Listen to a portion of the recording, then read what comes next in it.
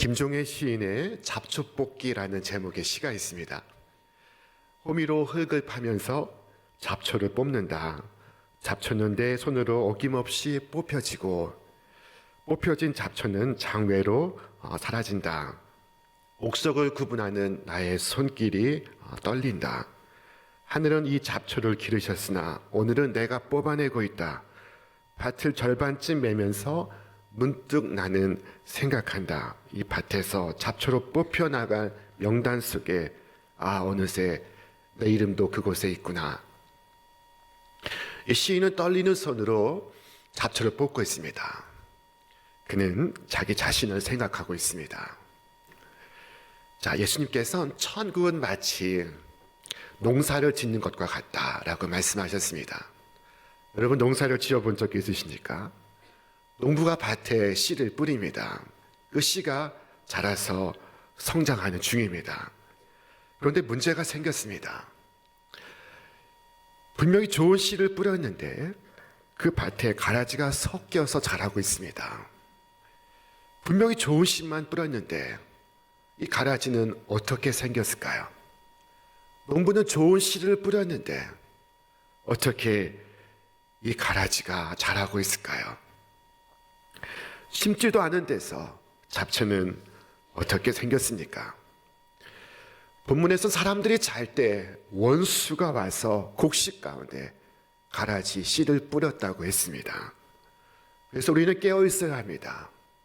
우리가 잠을 잘 때, 우리가 깨닫지 못할 때, 우리가 모르는 사이에 악한 씨앗이 우리의 심령에 뿌려집니다. 가라지는 심지도 않은 데서 생깁니다. 가꾸지 않고 돌보지 않아도 성장합니다. 더 빨리 뿌리를 내리고 더 높이 성장합니다. 그래서 알곡을 넘어지게 합니다. 가라지는 넘어지게 하는 자요, 불법을 행하는 자입니다. 알곡을 괴롭히고 알곡에 해를 끼칩니다. 이 가라지는 번식하는 속도가 빠릅니다. 어느 순간 밭에 가라지가 창궐합니다. 가라지가 줄을 이루고 있습니다. 가라지 왕국이 되었습니다. 언제나 가짜는 우세하고 가짜는 더욱 찬란하고 더욱 아름답게 보입니다. 그래서 혼돈스럽습니다. 알곡과 가라지는 서로 다른 식물입니다. 잎과 줄기는 비슷하나 그 뿌리와 그 열매가 다른 식물입니다. 하지만 뿌리를 다 뽑아볼 수는 없지 않습니까?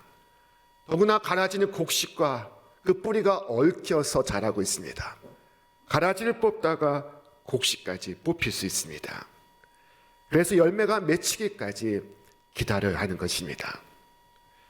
추수 때의 알곡은 고개를 숙이고 있지만 가라지는 빳빳하게 고개를 쳐들고 있을 것입니다. 열매로서 그들을 알게 될 것입니다. 그러므로 주인님, 우리가 가서 뽑아버릴까요? 종들이 말할 때 주인은 이르기를 가만두어라. 가라지를 뽑다가 곡식을 뽑을까 염려하노라 라고 말했습니다. 그리고는 이르기를 둘 다 추수 때까지 자라게 두라. 추수 때 내가 추수꾼에게 말하기를 가라지는 먼저 거두어 불사르게 단으로 붓고 곡식은 내 곡간으로 모으라 하리라 하셨습니다. 그래서 추수 때까지 곡식과 가라지가 함께 자라고 있는 중입니다. 가라지가 곡식과 함께 자라도록 허락을 받았습니다. 알곡이 그들을 피해 도망가려 하여도 소용이 없습니다. 어떤 사람이 가라지 없는 곳에 살고자 먼 나라로 이민을 갔습니다. 이는 그곳을 천국으로 꿈꾸고 천국으로 알았습니다. 그런데 안타까운 일이지요. 그가 이민 간 그곳에 경험해보지 못한 가라지가 그를 기다리고 있습니다. 이 세상 어디를 가든 가라지가 곡식과 함께 자라고 있습니다. 세상에 알곡과 가라지가 함께 뿌려져 같이 자란다는 것이 기독교의 중요한 세계관입니다. 이렇게 중요한 인생관입니다. 그 속에서 하나님의 사람들은 바른 신앙을 지켜나가야 합니다. 그러나 때가 되면 가라지와 곡식은 분리가 될 것입니다. 가라지는 불 속에 던져질 것입니다. 그러나 주님께서는 곡식은 내 곳간에 부어라 하실 것입니다. 이 구별은 반드시 이루어질 것입니다. 구원받은 사람과 구원받지 않는 사람이 오늘은 섞여서 살고 있으나 그러나 오늘 세상에선 함께 살 수가 없습니다. 추수하는 주인의 명령은 절대적입니다. 가라지는 먼저 거두어 불사르게 단으로 묶으라. 그러나 곡식은 내 곳간으로 모으라. 이 그러나가 그날에 부모와 자식 사이에 끼어들게 될 것입니다. 남편과 아내 사이에 끼어들게 될 것입니다. 형제와 형제 사이에 끼어들게 될 것입니다. 한 사람은 데려감을 당하고 또 한 사람은 버려둠을 당할 것이라 주께서 말씀하셨습니다. 믿음의 부모는 믿지 않는 자식과 함께 살고자 하나 그러나 그 청은 받아지지 않을 것입니다. 곡식과 가라지는 전적으로 다른 존재입니다. 거듭난 사람과 거듭나지 아니한 사람은 서로 다른 존재입니다. 이 사람 속에 생명이 있고 저 사람 속에 생명이 없습니다. 이 알곡과 가라지처럼 세상에는 가짜와 진짜가 있습니다.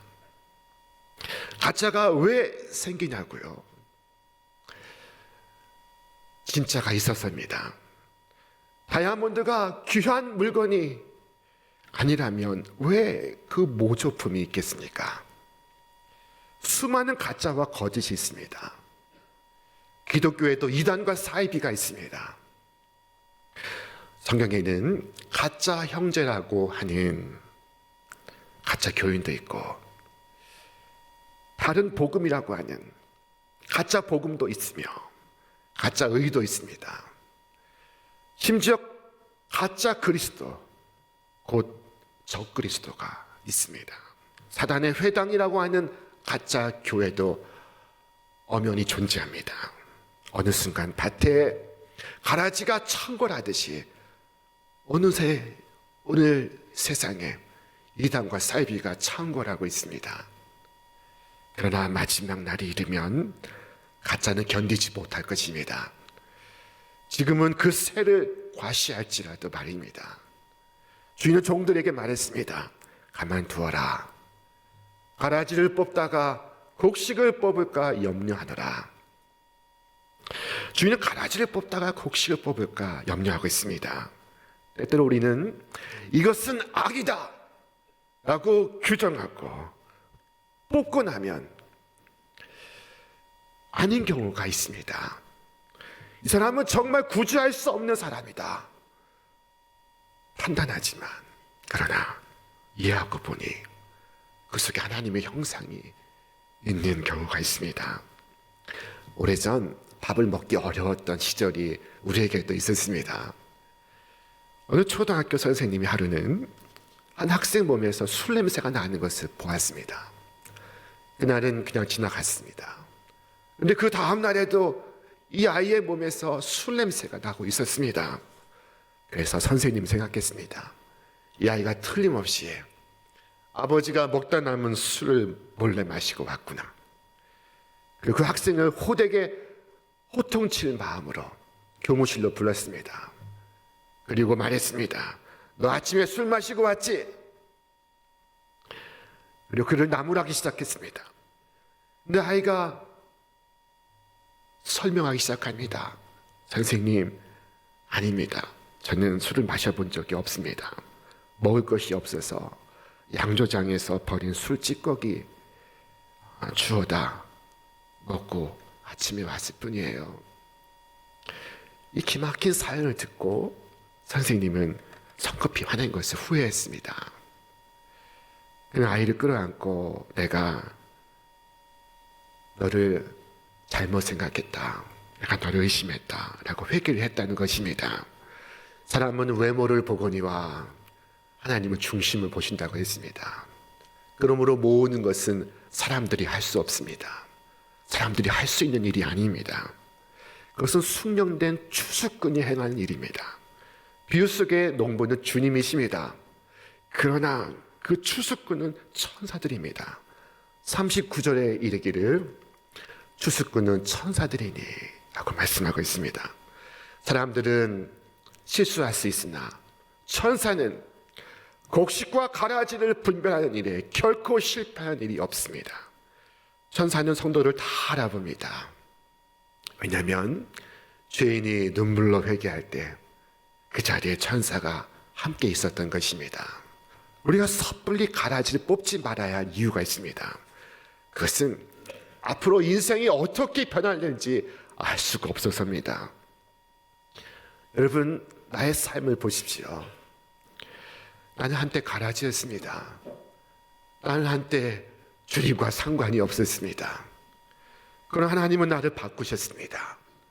영락없이 가라지였는데 놀랍게도 곡식이 될 수 있었습니다. 성경 속에서도 사울이 변하여 바울 되지 않았습니까? 그러나 주의하십시오. 가라지 같았으나 알고 긴 이가 있고 알고 긴 줄 알았으나 가라지로 판명된 이들도 있을 것입니다. 사랑하는 여러분, 주님의 곡식 되시기를 주님의 이름으로 축원합니다. 주님의 곡식 되기를 힘쓰시기를 바랍니다. 곡식의 모양 갖고 있는 것으로 만족하지 마시기 바랍니다. 곡식의 내용을 갖고 있으시기 바랍니다. 여러분 속에 사랑과 희락과 화평과 오래 참음과 자비와 선함과 충성과 온유와 절제의 열매가 맺히기를 바랍니다. 예수님이 여러분의 생명이시니까 여러분은 주님과 함께 시작하였으며 주님과 함께 끝을 맺습니까? 주님의 신실하심이 날마다 여러분 속에 여러분과 함께 하십니까?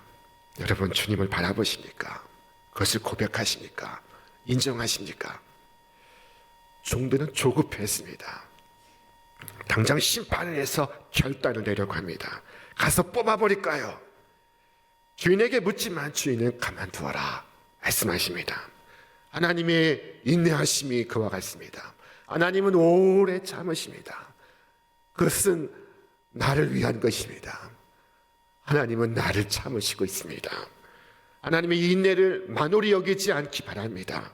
때가 되면 천사들이 숙련된 전문가들이 주님께 구할 것입니다.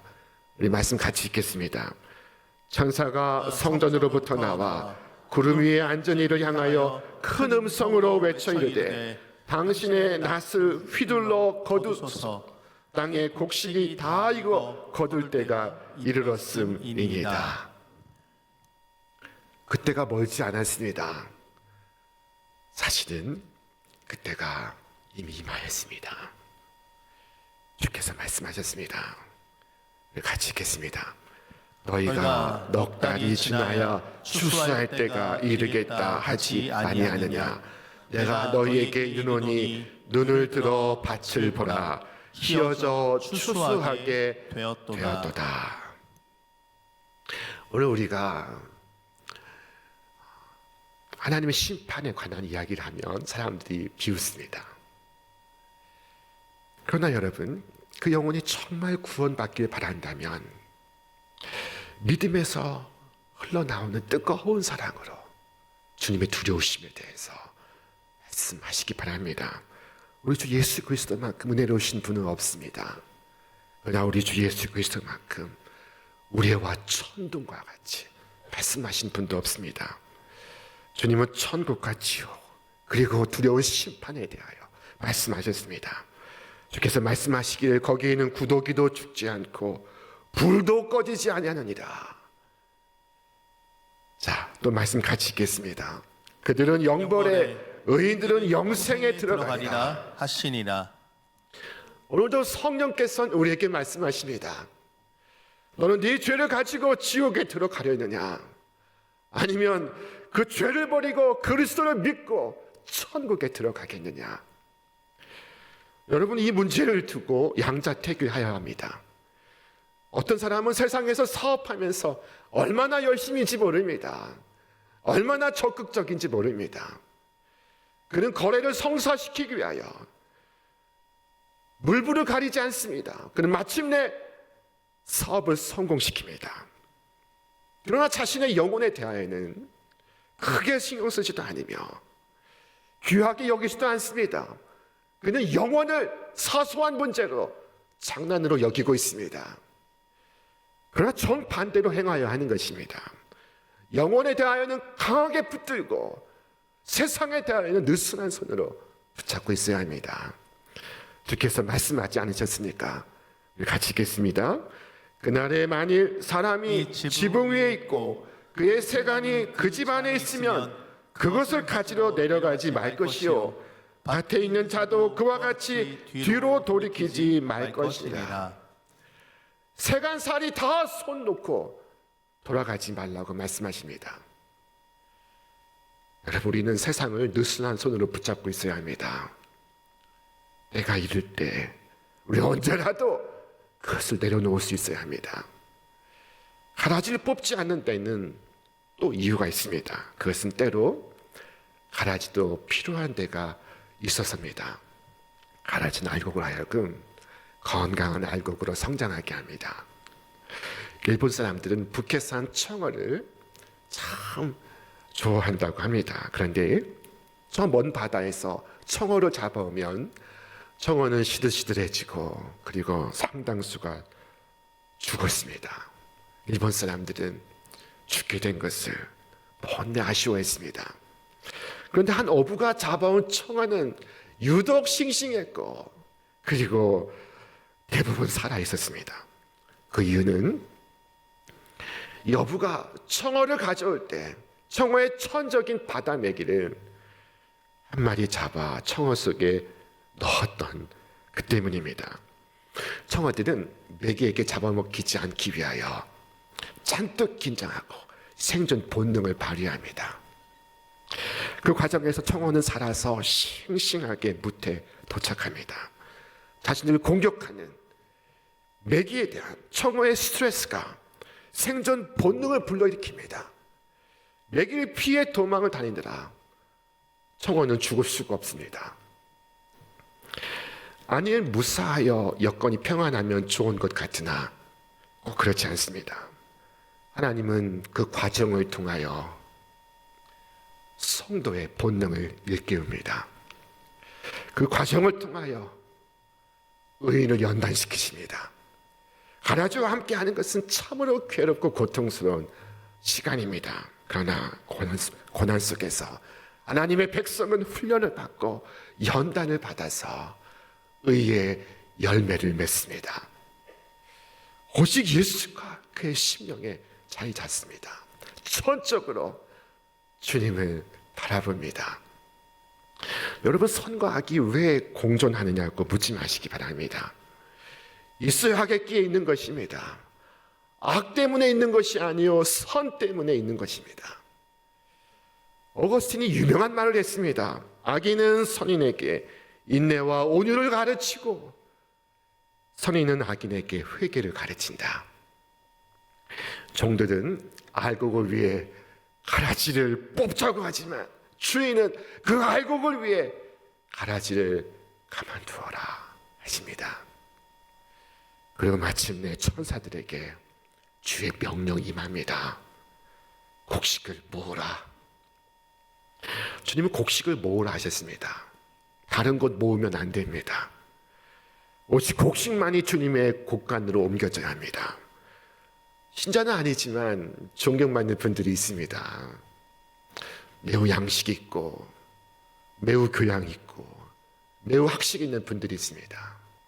그러나 그런다 할지라도 그가 믿는 자가 아니면 그는 결코 하나님의 곡간에 들어갈 수가 없습니다.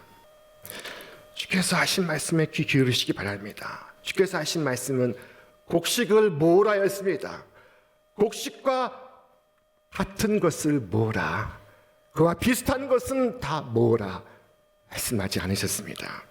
주께서 내리신 엄중한 명령은 여러분 곡식만 모으라 였습니다. 자, 올해 우리는 온 세계에 나아가 복음을 전파할 것입니다. 우리가 씨를 뿌리고 지나간 곳에 알곡이 성장할 것입니다. 천사는 그 모든 알곡을 모읍니다. 어떤 곡식은 여러분 큰 자들 속에서, 어떤 곡식은 어린 자들 속에서 모아지고 있습니다. 어떤 곡식은 장로교에서, 어떤 곡식은 선교교에서, 어떤 곡식은 감리교에서 모아지고 있습니다. 자, 그러나 이 곡식이 곡간 안으로 모여지면 그 차이를 구별할 수가 없습니다. 그때 우리 주 예수께서 거룩하신 아버지여, 아버지의 이름으로 그들을 보존하사 우리와 같이 그들도 하나 되게 하옵소서 하신 기도가 영광스럽게 응답될 것입니다. 주님은 곡식을 내 곡간에 모으라 하셨습니다. 그리고 그 일은 지금 진행 중에 있습니다. 이 작업은 세상 끝날 때 종료가 될 것입니다. 지금도 시간마다 성도들이 모여지고 있습니다. 지금도 많은 성도들이 하늘로 향하여 올라가고 있습니다. 하늘은 그리스도의 곡간입니다. 그것은 영광스러운 궁전입니다. 그것은 성도의 영원한 피난처입니다. 성도는 복된 죽음을 맞이하고 곡간으로 모아질 것입니다.